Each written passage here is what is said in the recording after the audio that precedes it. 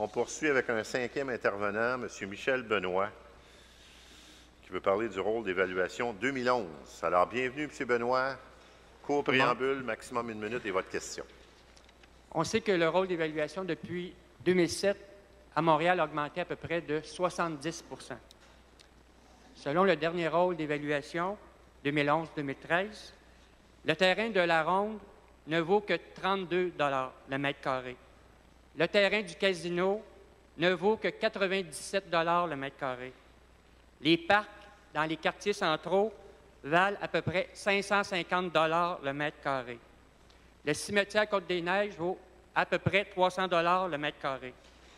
La Société Canada, on a évalué son terrain à 269 $ le mètre carré, tandis que tous les voisins dans l'arrondissement Ville-Marie sont au moins à 1 000 $ le mètre carré.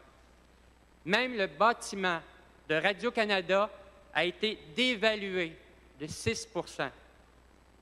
Le 677 Sainte-Catherine-Ouest, appartenant à la Caisse de dépôt du Québec, a été dévalué de 25 % en 2007 et d'un autre 22 % en 2008. M. Benoît, Donc, votre question. oui, la valeur pour l'immeuble de la Caisse de dépôt est passée de 87 millions à 50 millions.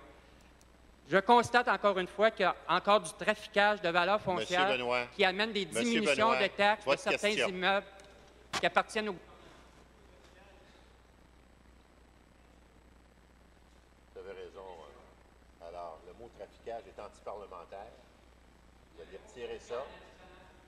Il est antiparlementaire. Vous allez le retirer, M. Benoît. Il y a eu des... M. Benoît, retirez ce mot-là. Au lieu de traficage, il y a eu des modifications inexplicables. Okay. Modifications inexplicables. Alors, des modifications... Même après 800 heures de recherche, on n'a pas compris à 100 %. M. Benoît, quand le président se lève, excusez. On ne parle pas, on se tait. Alors, votre question maintenant. Qui gère l'agenda caché de M. le maire?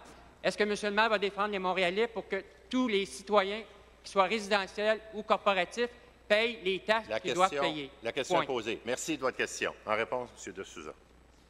Merci, M. le Président. M. Benoît, merci pour votre suggestion. Le rapport a été fait avec un objectif d'avoir le reflet le plus correct pour toutes les valeurs que vous avez citées tantôt au 1er juillet 2009. C'était déposé le 15 septembre. On a date, on a 7 mois-ci, puis dans les mois qui s'en viennent, les citoyens et les citoyennes affectés peuvent toujours prendre connaissance de ça. Il y a tous les outils qui vont être mis à leur disposition, que si jamais il y a quelque chose ou une correction à faire, ça pourrait se réaliser. Entre-temps, on n'a aucune raison à ce moment-là de croire qu'il y a des erreurs majeures ou des distorsions, comme vous prétendez. Mais je continue de surveiller, et puis si jamais vous avez des causes en particulier avec l'information concrète, on en sera plus qu'heureux de faire le suivi avec notre équipe. Merci, M. De Souza. Alors, M. Benoît, ça avait une question complémentaire à la première. On vous écoute. Comment on peut justifier que le casino, on sous-évalue le terrain, on met à peu près 10 % de sa vraie valeur, même moins que 10 % de sa vraie valeur? Est-ce que c'est ça une justice fiscale? Merci pour votre question complémentaire. En réponse, M. De Souza. Merci, M. le Président. Je pense que ça reflète le plus correctement possible les valeurs du marché. S'il y a d'autres explications, je vais soumettre ça à mon équipe. Et s'il y a d'autres explications, ça me fera plaisir de vous transmettre ça. J'ai toutes vos coordonnées, M. Benoît. Merci, M. De Souza, et merci, M. Benoît. On reconnaît maintenant M. Labelle, qui veut parler de transport et veut s'adresser à Mme Barbe.